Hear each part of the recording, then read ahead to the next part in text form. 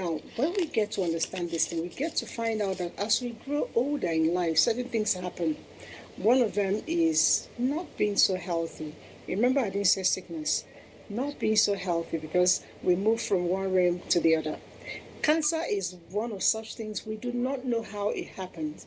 We do not know what causes it, but somehow it's beginning to permeate the human realm and causing a lot of havoc. And do we allow it? The answer is no.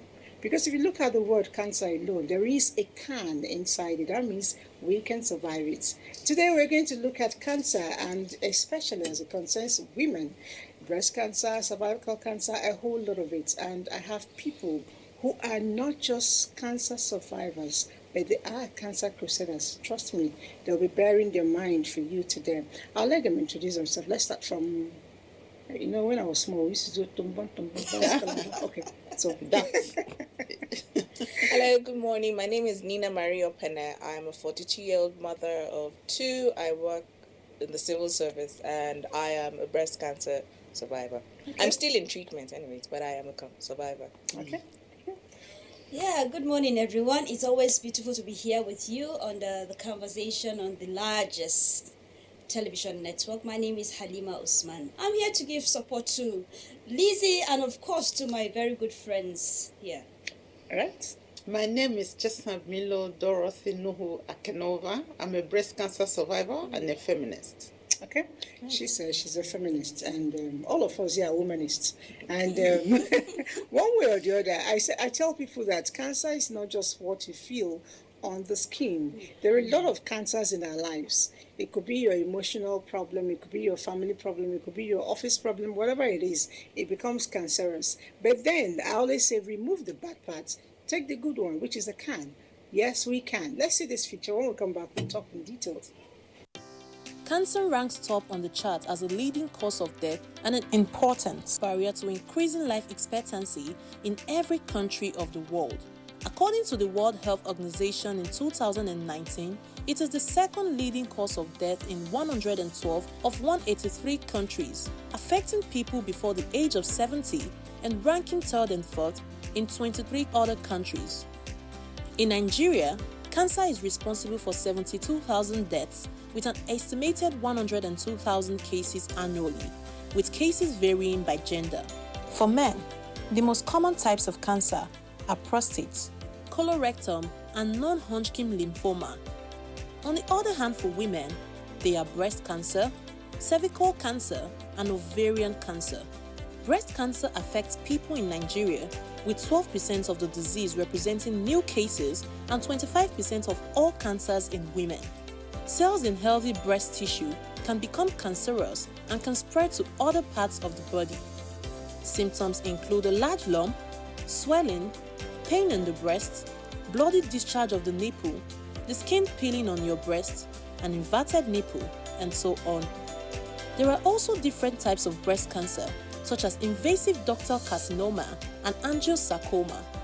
Although they generally have less of it, men have breast tissue just like women do and can get breast cancer too. However, it is a rare occurrence. Cervical cancer is a type of cancer that starts in the cervix. The cervix connects the uterus to the vagina. Many women with cervical cancer do not realize they have the disease early on because it usually does not cause any visible symptoms until the late stages. Typical cervical cancer symptoms are unusual bleeding, such as in between periods, after sex, or after menopause, vaginal discharge that looks or smells different than usual, pain in the pelvis, needing to urinate more often, pain during urination, and so on. Most cervical cancer cases are caused by the human papilloma virus, also known as HPV. Nevertheless, cervical cancer is treatable if caught early. The four main treatments are surgery, radiation therapy, chemotherapy, and targeted therapy. Whether from genetics, lifestyle choices, environment, or a combination of all, cancer can affect anyone regardless of their background. There is no known cure for the disease as of today. However, one can reduce one's risk to it by leading a healthy lifestyle. Eat healthy, exercise frequently, and get regular medical checkups. Early detection is always key in fighting cancer. Have you done your self-breast examination today?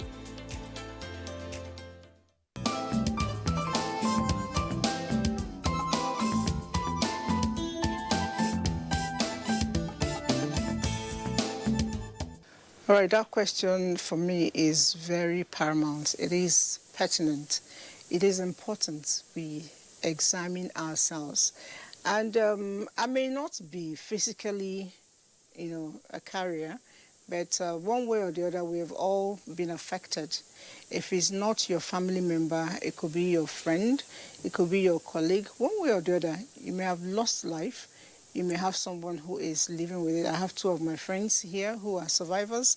Incidentally, their voices are very loud. But I've had stories.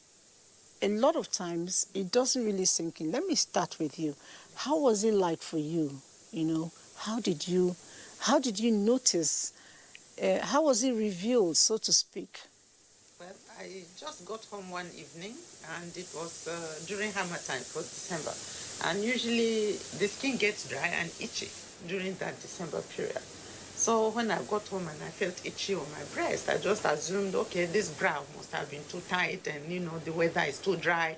So I gave it a good scratch. And then there was a little burst on the nipple, and I felt some coldness. And then when I checked my T-shirt, I had lines of dark brown, stains. And I have been a sexuality educator for years, so I knew the implication of a discharge that is brownish in color from the nipple. So my world just came to a halt that second, that moment. That's how the journey began for me. Then I had to see a doctor, I had to contact an older feminist friend, who is also an advocate in the field of breast cancer. And she's the one who said, look, Dorothy, you've got to pursue this aggressively. I think you should. I would like to know the aggressiveness and what it all involved. But let's see. I noticed you were shaking your head. Sorry, I'm being dramatic, but I can understand it. So mine was during lockdown last year, August. Okay, I think 2 weeks before that, my right shoulder had been, this is my right one, my right shoulder had been hurting. And I told my husband, and he said, you probably slept wrongly. And I'm like, okay, but it shouldn't Right take... shoulder hurting? Yeah, that was this is for the me. first time I ever noticed. That's what I said. So everybody has their own... Prison. Then one day I took off my bra, and my nipple had gone in, like it had collapsed. So I was like, okay, this is not normal. Then I've read other people's stories, and just seeing there and then, you just know that there's something wrong. I didn't have a discharge, but I just knew that this is not normal. There's something wrong. Yes, it inverted. Next thing, I do an exam, and it wasn't really fun. But I was like, there's something that is really not right, because you do have those hard this thing. I went for a mammogram. Nobody sent me. I went for a mammogram. They now called me, and you just keep trying to say, okay, this is not it. So the particular breast was dense. They couldn't see through it. The other one was clear. Couldn't see, but there was something inside. So I had to go for a biopsy. I still kept saying, and the doctors were like, oh, no, it's nothing. That's the thing. Everybody was like, even when they took it out, oh, it's nothing.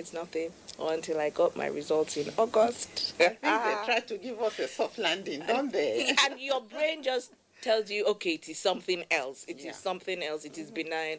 Until August, I heard it. I was trying to be strong. Next thing I thought about, the doctor now goes, it's cancer. Yeah. Okay. It was a horrible 2 weeks of my life, because I couldn't cry myself to sleep. I had to stay awake until I am physically tired, so that I just sleep at once. Because you try and sleep, in between falling asleep, you now think of, you're going to die. You think of all the people you remember and who died. And, we all associated cancer with death. I cried. Then I started talking to different people. That was what gave me peace. I sent it to my uncle in America, who's a doctor, a friend who's a doctor, and they said one thing that calmed me down. As you grow older, these things happen. And it was stage 1, early stage. You can beat it, you can this one. But someone was like, you're so young. I started crying again because I was like, so what am I going to do? I have 2 young kids. One just turned 7, the other one is going to be 4 end of the year. So, those are the thoughts that go through your mind. I lost my mom when I was 15, so I didn't want this to happen again. So, yes, it took a rough getting used to. But after a while, you create your own stories. I spoke to someone, and they said sometimes what aggravates it or increases it is your state of mind. And I kept myself busy researching. I found second opinions. I didn't go to just one doctor. When I wasn't comfortable with the course of treatment, I spoke to another doctor. I found another doctor. So, speaking and reading and talking about it kind of gave me peace. So I did my lumpectomy because the first doctor said I should take everything off. You're dealing with losing body parts. I have estrogen-related lobular breast cancer. I've had ovarian cyst. I've had fibroid. I had my first child with fibroid. So these are precursors for me to having breast cancer. And I think I'm lucky because it could have shown up in my ovaries, which I wouldn't have known until it would really become bad. So I think I'm lucky it even came out in the breast. So I did my lumpectomy.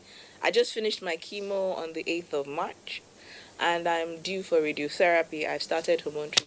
And there are days you cry, there are days you feel sad, there are days you remember, but you look up and you realize that everybody's battling one thing or the other. If this is my own, I just move forward with it. And I've met women that have gone through worse things. Some lost their husbands while they were receiving treatment, and they've come out stronger. And now that we are aware, it's not as frightening as we thought it would be, because the word cancer tends to connote you're gone, but there are lots of people living with it, and I think we the look good. reason is because people never were outspoken as we are now. Like 10 years ago, when I discovered mine, people weren't talking. Yeah. People were all in hiding. You've been on with it for 10 years. Yes, it's over 10 years now. Wow. Yeah. So I know that 10 years, now it's still bad. People get it. They don't want to share it. Yes. Yeah. They want to discuss it under the As if it's a stigma.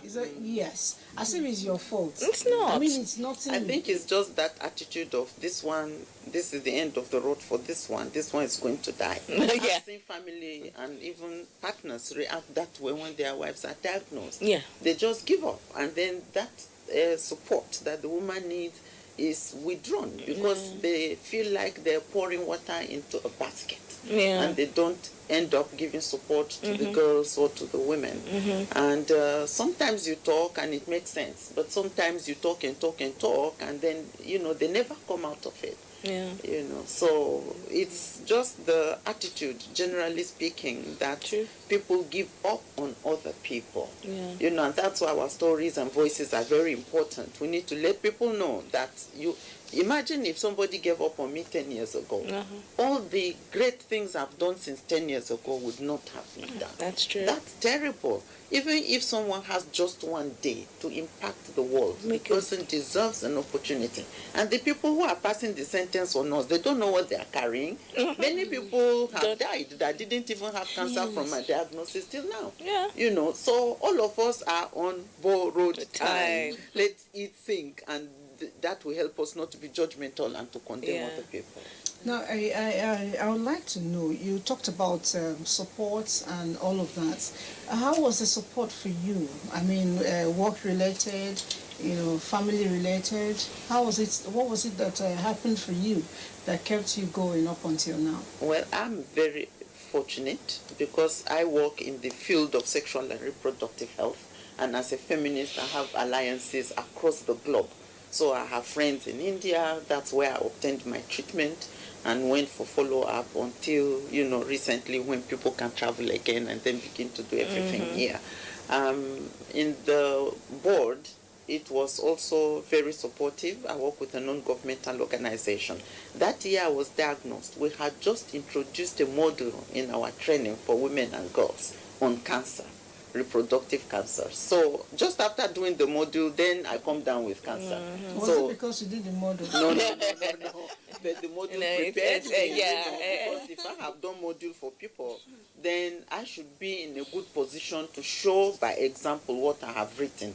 And that was very encouraging, because the alternative that I was getting pressure around from the church, especially because I'm also an evangelist, is when there is convention, you must go there. When there's Holy Ghost night, you must go there. Just keep going and you will get your miracle one day, you know. And then I sat and thought to myself, after educating hundreds of women, then they come and greet me all skeleton smelly. Then they're going to ask me a question. How come I put that information out for other people to use and could not use it for yourself? That just switched the thing roundabout for me and put me in a fighting mode, and that's the mode I've been on. Family, I've been very, very a handful kind of person. I've given them tough time. I divorced my husband. I married a younger man. The family disowned me, you know. So I expected that the younger man was going to stick with this situation. But no, he just couldn't cope with it. I understand very well, you know. So I had to pick the pieces. Eventually got reconciled with my born-again pastor husband, you know. So That's nice. it's been good support network, and that's very crucial, because if everybody who comes around you is speaking life into your body, giving you courage to move on, if you see their smiles, you know, it helps you to move on day after day. You know, Marie, you talked about, you know, the fact that these panics and anxieties, they set in. I tell you, they still do. Every time you go for your checkup, You're like, oh Lord. you are waiting for the results, you know, and sometimes they are misdiagnosing and etc., putting you in panic mode. I have lost like 10 kg in 2 weeks before because I got a result that I wasn't prepared for. So it's a long journey, and what you need is that support system Every time. that can keep encouraging you. Say, no, you fought it when it was bad. You can still fight it now. Exactly. You know. Yeah. You know, when she was talking, I just remembered. So I did this cervical cancer test. Yesterday, I was talking to Nina about it. So when I did that cervical cancer test, you understand, that was in 2015 we started. After 6 months, you go for the second and the third. They were doing, I think, they were doing a research. So I went. They didn't tell me the result, the first result, until after the second one. So that was when they told me that you have trace of cancer. Oh my God. Okay, so I just felt that, okay, the end has come. It has a way of Like, doing it's that time to write your will and just bid the world goodbye, you know. But I think, I don't know, maybe because I'm a fighter myself. So at a point, I started asking myself and started searching and reading and asking myself, so if truly this thing turns out to be what it is suspected to be, and probably I have just few months to live, what happens?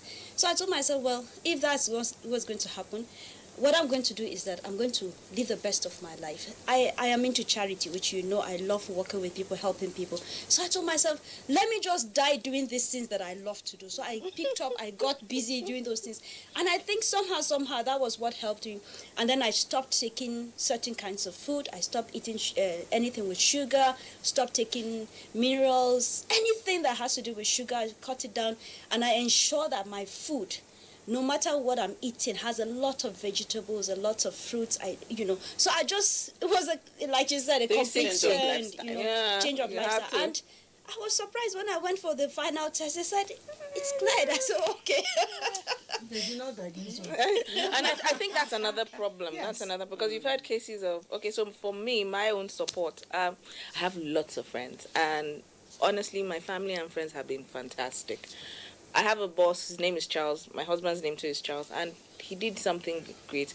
He had put out his sister's own, so I called him up and said, this is my own problem. So he called my husband too, and explained to him that this is going to be a tough journey, even for you. Men have been known to accuse their wives, because even sleeping with your husband, you don't have that appetite or energy. So he said some men have accused their wives, they've left their wives, they blah blah blah. So somehow, don't know, my husband Kukuma stuck with me because he doesn't have any choice. It's true. You are charming. Thank you. He does. And somehow I feel I have to be cheerful for people around me, because if you're down and whatever, they're going to feel down. And like my husband says, I don't know what to do. I really don't know how you're feeling. I can't explain. And I have lovely friends. I had a friend when I was looking for money, they donated, and one of them said, "Your own job is to get well. Our own job is to find how to get you what you need." My cousins in various countries, it's just been awesome. And with them, it's been funny. Even in my office, the other day, the office was hot. My my office is on 10th floor, so those on 10th floor know, not everybody. And I took off my wig, and everybody was, so this is what you look like. Nobody made it weird. I go to my friends' homes. I don't go with my wig. My hair is looking all funny, and there's acceptance. You're like, oh, you look nice. And, it's one of those things you But will I get want over. to say, I think Nina is very strong. Sincerely speaking, because when I first heard her story, she actually broke the news to me and said, Because you got tired of I was like, explaining to "Excuse people, me." where are you, where have you, why are you wearing this? So you're like, okay, you know what, this is it. And because she's a woman too, I'm using my own story to help other women, because I'm early stage breast cancer. I have estrogen related lobular breast cancer. I didn't know it was 6 months ago, but I understand it now. And I always tell women, it's not just checking whatever, check your hormonal level. I believe if I checked my hormones, because it's my hormones, I would have figured out that there was something wrong. But nobody tells us. I had a condition, I kept going to the hospital, they kept saying it was this, it was that. Nobody thought to check. This was 3 years ago after I had my child, to check my hormonal level. That's what I think, because it's my hormones that. Now so I'm now taking estrogen blockers. I'm blocking my hormones, because for me, it's the hormones that are causing this thing. So it's just. A lot of people it could be, but I would like to know what has changed for you, when it comes to your lifestyle. What has changed? Maybe she mentioned something about food. It was you that said it. Yeah. What has changed for you? Total lifestyle changes. People have become a priority to me. I mean, I worked in a non-governmental setting, and it's about people, but it was very clinical kind of work I was doing. But now I'm more interested in the people. I want to know how you are. I want to know how you feel, It's more, I believe now in connections. Yes. I want to connect with whoever crosses my path. And I want to leave something when we meet, so that when you go, you always think, I learned something new from this woman. So it may be an obsession. So I'm into developing projects and programs, and just doing things all over the place that can make impact. And then I've learned to spend time with my family. It was at my diagnosis I was saying, so son sits in this part of the house. I didn't even know where son used to sit from. Because I was out there working, I was out traveling and all of that. And of course, I've changed my diet. So the sugars were the first to go. The sugars are usually a problem. I'm letting go of the animal protein and vegetables and fruits, especially when they are not cooked. Very important. I make sure that I move my bowel regularly so that toxins are not accumulated in my body. I drink lots of water. And that's something that most people don't do. And if we don't drink water, we can't flush things out. And then I'm an exercise freak. I've always exercised. This has made it, and I still exercise. You look at. Do you exercise? I had to. I started. So my own story. I'm just 6 months into this journey. So so yes, I get it. But for me, I've learned to do ugu juice. I have drunk every type of juice. I have bowel movement. I have learned to do exercise. Now, unfortunately for me, it was not my thing. I learned it. So today, I watch my steps. You need to. I try to challenge, but as a human being, there are times you fall by the wayside. When you fall by the wayside, your body now tells you, hey, you know this thing. Like last week, I was doing coffee. I like coffee.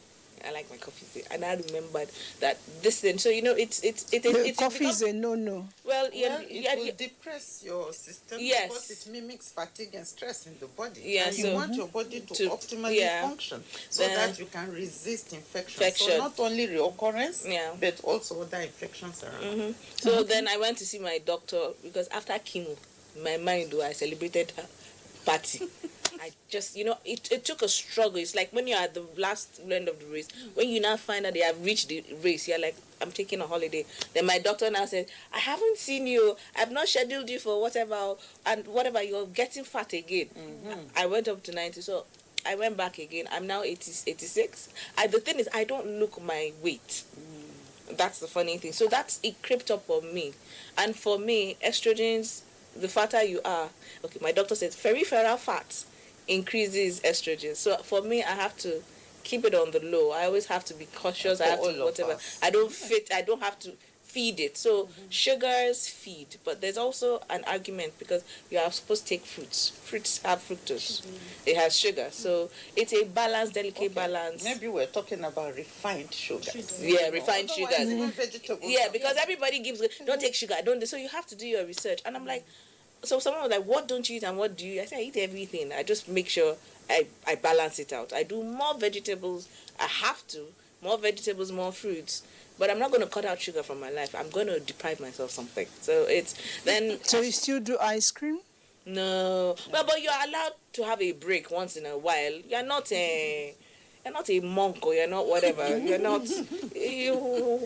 You have to cut yourself some slack, but it's just being disciplined about it. Yeah. Like I said, I'm just new in the journey, but what has changed for me is I'm doing more. My case was the reverse. Especially with young kids, we'll do this tomorrow. I kept postponing, but now I'm taking my children swimming. I'm doing this. I'm pushing myself out there. I'm coming home tired, and I'm excited about it. I'm no longer as lazy as I used to be. And I'm also reaching out to people. I'm also wanting to have engagements and talks and seeing everybody as somebody to reach out to, because people made this journey easy for me. So I might as well just pay it forward. And I try not to let normal things disturb me. This one did not greet me. This one did not smile at me. So mindset is important. Mindset is, this doctor, because it's normal. This doctor did this to me. I move on to finding a solution instead of dwelling in. It's hard sometimes. I think survivors are solution finders. Actually, you have to. Those who get weighed down are the ones who sit and brood and Yeah, you can't. I've seen people who refuse to go back for treatment because doctor talked to her anyhow. Can you imagine that? Yeah, because doctors talk to you anyhow because and your they lives have this experience where people come and they just vanish into thin air. Yeah. They go to seek for prayers on some prayers work, but prayers and faith without good action, works, timely and appropriate action is zero. We have to back it up with appropriate and timely action. That's the concern of the doctor. Don't just thin out and disappear on them. So they do not get angry. That, and they talk to you in a way that sometimes may appear condescending, but they want you to come back. And yet, some women just take it as an offense and they don't go back. I think this prayer thing for us, I believe in God, man, has whatever, but I think it's more because the cost of cancer treatment is expensive and it is long. We don't have enough equipment. It's okay. Somehow I think that if I knew this at the beginning, I'd have been defeated in my mind. Yeah, I know. If anybody had told me the total cost of what I need to stay alive till I am here now, I would have given up, because there was no way I could have fathomed in my life that I would have that kind of money come in my way. No way. So sometimes I struggle with what to do. Do we let people know, or do we just let them? It's like when let them building, find it out. The architect or engineer just plays you, before you know it, your millions are gone. So a day at a time. But the important thing is that the resources will always be available, because life is like that. Yes, somehow God does not give us a burden that He will not give us enough grace to carry it on. I know one CC Scout once said that the human spirit is stronger than anything that can happen to it. Yes, if we are strong on the inside, we can defeat whatever it is. Sometimes we think we don't have money. With a blink of an eye, the money comes. Let's take this break. When we come back, we'll still have our discussion on cancer. Back to 2014. I remember I felt a lump on my right breast, but I ignored it because it was silent. It didn't do anything. And I remember walking in, never imagined that would be the beginning of a life change for me. And we proceeded to have the mammogram examination. And she said, "Oh, I feel a lump." And I said, "Yeah, it's been there for a while." And she said, "Let's just look at it and see what the mammogram says." They did a biopsy, and interestingly, the first report said that it was negative. But I had a very experienced doctor, which matters, and he said, "I am personally going to do this biopsy." So I had to go into the theater again. They did a biopsy, and you know what? When the report came back, it was cancerous. And when I say that, I couldn't say this 5 years ago because I'm celebrating 5 years of being in remission, of being cancer-free. Why did I survive? I survived because in everything that I did from the first time that I was diagnosed, yes, in Nigeria, it was Nigeria that diagnosed me. It was Nigeria that first treated me. So Nigeria has the capacity to save lives.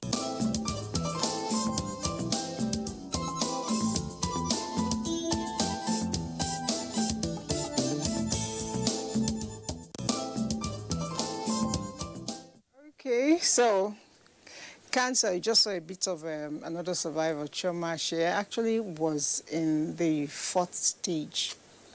That was big. That bad. It was big. But she was supposed to be here with us. Unfortunately, she's not here. One thing I have learned from her is the strong will, to live. The strong will, just pretty much like you, she has actually demystified it. You don't get to feel this is a death sentence. Of course, it's not. And I took out something again from her, which was that it's very important for you to stay close home. Nigeria, she talked about the smoothies, just like you mentioned, that a lot of things we eat in Nigeria are still pretty organic. Yeah. So if we can depend on our food, which brings me to talking about what constitutes the smoothie for you.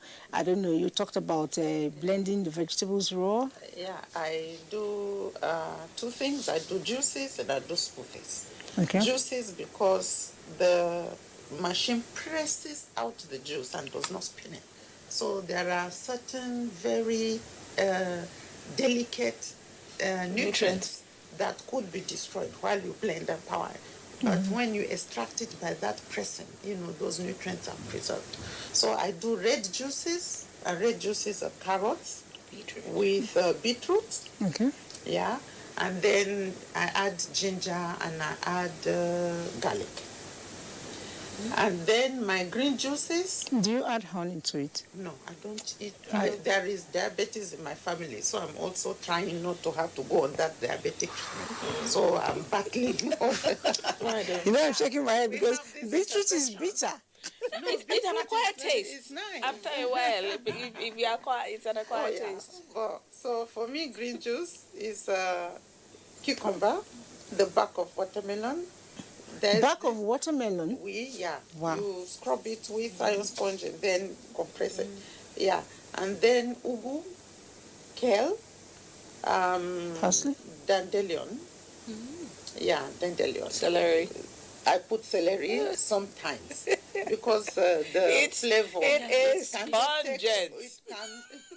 You should bring it close to your nose. I mean, that's the thing. I find it. So what I do is I have a Nutri blender. So it more or less. I don't take any of my smoothies straight. I have to see all the fibers inside. So I have it pulverizes everything plus the stalk, and so I don't separate. I just put anything that comes, ugu, carrots, this one, that one, pineapple. I mix everything and I drink it. So there are days I have beetroot, there are days I have carrots. Like I said, I just mix and match. And But I have a minimum of 5 a day of 250 CL. No, I just 5 to 7 a day. Oh no, I just make it. Of each of the mix. Yes. Okay, you blend and put in the fridge, or you... Two plus. Oh, okay. Yeah. That's a It's good when one. I come to Abuja, then it's in the fridge because, I have to go to a particular eatery where I place order for them. For them, so yeah, at so- 10 o'clock, I go and I pick all of them and I put them in the fridge and they last me to the next day in the morning. Oh, that's okay. Now, I still want to, relate a little bit more on the, treatment stuff. How regularly, we already talked about the cost, I don't want to mention what it costs, but how regularly do you go for your treatment? Treatment is the first thing you do. Then the next thing is management. And What's the difference now, treatment and management? Okay, What's the treatment difference? starts. Okay. Let's say starts after diagnosis. Then you may be on some long-term treatment like the hormonal. Yeah. Which is supposed to cut off hormone supply. Yep. I was on tamoxifen, and then I did Zoladex Yes, the injections, injections. which were monthly, and I did those for 5 years. 5 years? Yes, I did those for 5 years. Because they will tell you first 2 years, and then after 2 years, one more year, and then after 2 one more year, like that. And so from that, I had 5 years, and I calculated the cost, and I said, hello, I don't need babies anymore. So Just tell me. Let's get them out. Those eggs, your ovaries. so I took the ovaries out. And then they say you can't keep the uterus when the ovaries are out because apart from the fact that it is risky, uterus never works without the ovaries. So take the two out and then you have peace of mind. Then you don't have to worry that, you need to monitor the cervical cancer or you need to no. So I took everything out. So those are management because we don't want a reoccurrence and we don't even want a secondary occurrence because we go around knowing that because we've had cancer before, we can always have another cancer again. So that is a constant thing in our lives. And so management entails ensuring that you are cured, there is no reoccurrence, and there is no secondary occurrence. And after diagnosis is every 3 months, that you get checked because that is the most likely period that it can reoccur. And then the next year you can do twice a year. That's what, I was placed on. And then the third year is a check every year unless you have a complaint. Even if you can't breathe. Sometimes we have catarrh, the nose no go breathe air. Then I go, oh, maybe it is going in my nose. Maybe it is my brain. And then I'm subjecting myself to all That's that. regular catarrh, and then you think it's another form of cancer. Yes, a friend of mine told me, say, don't think that because you got cancer, you won't get cough and catarrh again, no. Because this one where they complain all the time like this. Yeah, I get it. So he asked me, did you get catarrh and cough before you were diagnosed? And I said, no. And so why is it now that you are... But that is the life, every day you are in apprehension. And that's why the support network, positive support network is important. I never sit down at home and expect people to come and greet me because that's what my people are very good at. They will so pamper you, bring you food, everybody will sit around with their mouth like, oh, sorry, oh, if you just move, sorry, if you just stand, sorry. I don't want that. So they come to my house and they call me on phone. We came to your house to greet you. Oh, sorry, I'm at work. Thank you. All right, you talked about, early menopause coming in with it. Yeah, okay, so for me, like I said, I'm still in treatment, so I have 6 months to complete my treatment. I told you I did the lumpectomy. That's, instead of removing the whole breast, I removed the portion. Then I did my chemo. I'm now going to do radiotherapy. But Did the chemo affect your hair? Yes, I don't have hair. Seriously? Yeah. Oh my God. So it's cool. Beautiful. It's cool. So yeah, Yes, it did. It took out my hair, so it's going to take another 3-4 months to come out. But I'm also on hormone therapy, so it's to block. So I'm on tamoxifen. Unfortunately, my doctor has told me I'm going to be on it for 5 years. But 2 years down the line, when I'm premenopausal, I will take the Zolofex. But mine is going to be 3 times a year. 4 times a year, every 3 months. Instead of 2. No, I was on Zoladex every month. No, mine is so everybody. That's why I say there's no one treatment for cancer. Each person is personalized. There's something my doctor did called staging of the cancer. They need to know what stage. Then there's a protocol they followed. So that's basically it. So for me, I'm not ready to lose my ovaries and take it out, because I read somewhere that it has a way of affecting your bones and your heart. I'm 42. Maybe down the line, if it's still... I get where she's coming from, because for the rest of your life, you're always going to be thinking, are you...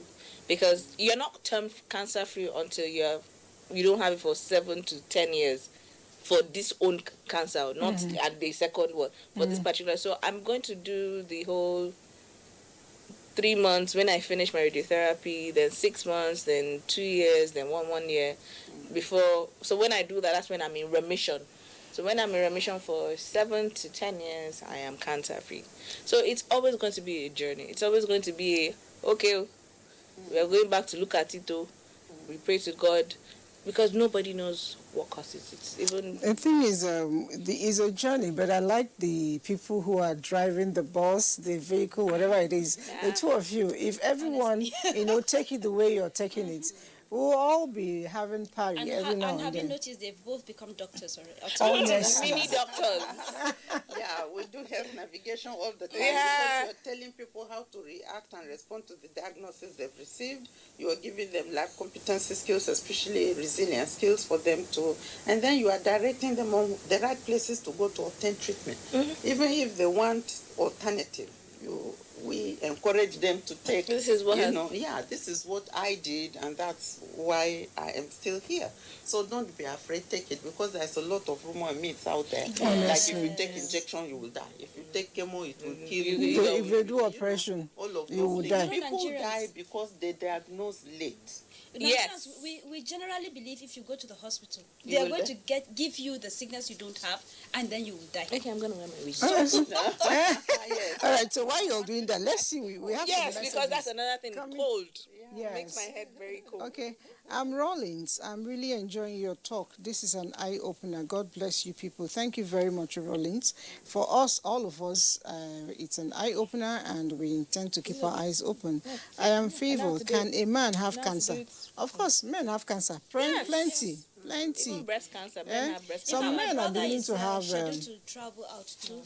He is also cancerous. My elder brother. Uh-oh. You'll be fine. All right, let's see. I am Elder Abuchi Ikegwonu from Mkpa Bend, the local government area of Abia State. These are quite regular with us. Please, 1, what are the preventive therapy to breast cancer? 2, the women in the village, can roots and herb be used in the treatment? I don't know about that. Did you try roots? What you are doing is actually roots and herbs. Well, When you it's talk an about your integrated- smoothie, it's yes. an integrated approach to treatment, where you are eating all the natural foods, Yeah. to complement the medicals, that you're obtaining from the hospital. I think we have this misconception of these roots. Prevent even Especially in Nigeria, we just automatically believe that these roots are bad or they are something else.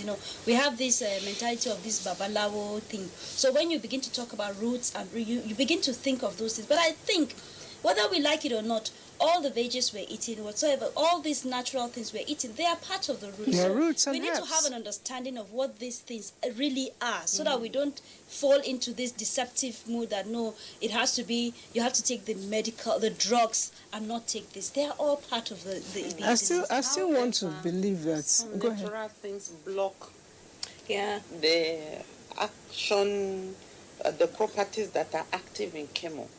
So it is advisable that To when talk to your people doctor. are in chemo, they shouldn't just take Anything. anything in Tell your random, doctor. because they could be blocking the treatment. yes, Yeah, the what treatment. it's meant to do for you. Yes. And as regards to, is there anything to prevent cancer? The thing is, you don't even know what causes cancer. So cancer is basically, our bodies produce cells, but unfortunately, when it doesn't divide well, after a while, it could. Please, nobody should quote me. It could become cancerous. No, because people have a way of taking these things, and we don't know the processes in our body. Some is hereditary, some is somebody must have had it in your family. Like my aunt had it, but she's still alive. She's almost 100, and she's in the UK. But when I told my uncle, he said, but it's not at this age. So you're not even sure what causes it. It could be one thing for one person, another thing. All I know is that the cells that are supposed to divide evenly, sometimes they don't. All right. So So that's it. I generally healthy living. From what the two have actually told us, it's important we do healthy living. Do your exercises. Go back to the roots and help by way of eating. Leave packaged food. Leave tin food. That way we can ensure that we are at least doing our own part in staying healthy. We'll take a little break now. Pay some bills. So we'll come back to.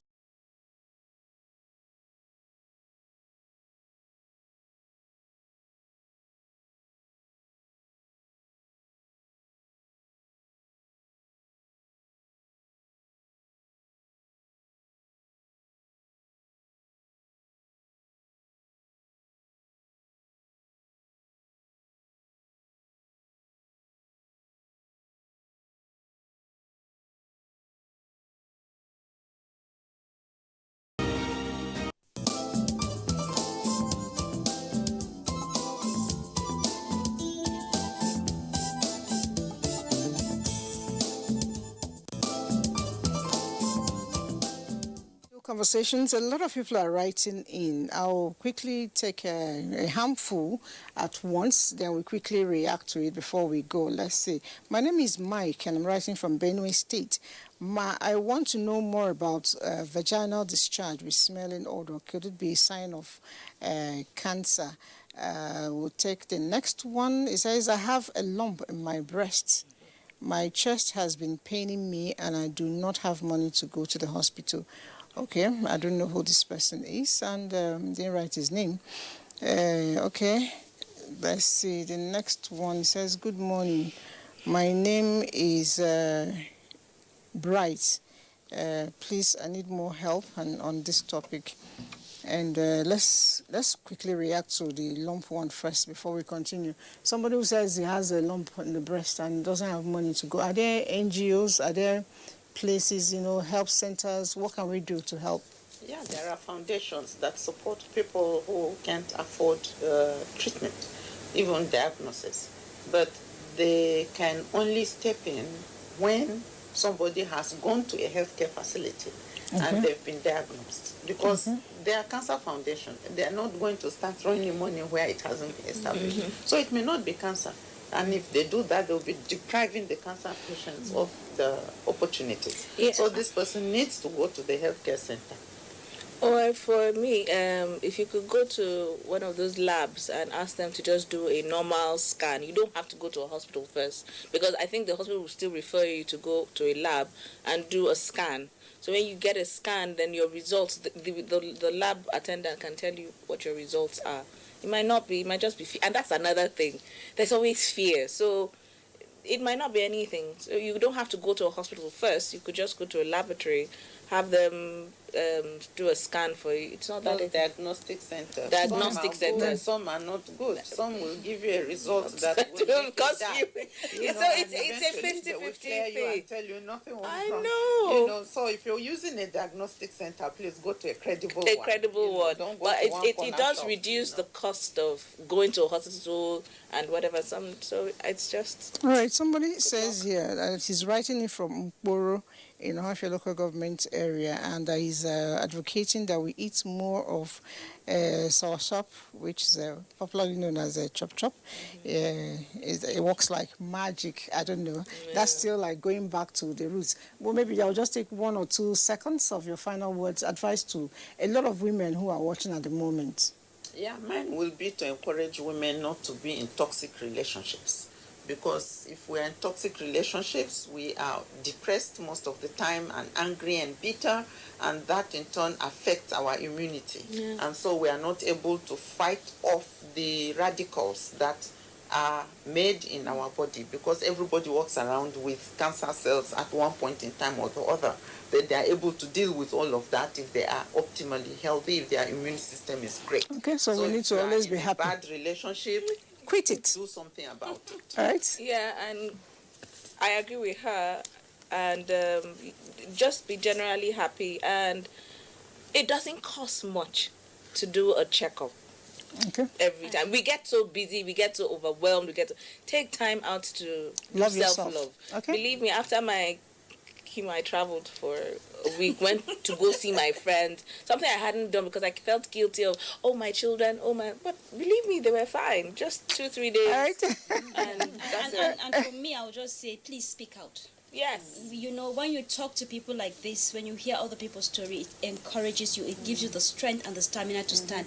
Whether it's cancer or it's not cancer, Whatever it is, Please you talk to somebody, you must speak. find strength in speaking to one another. Yeah. If throughout they say problem shared is already half solved. I'll see you again next week. My name is Elizabeth. I've been talking on cancer. There's no end to it. What I advise you to do is love yourself. If you love yourself, you get to feel better on the inside. Bye for now.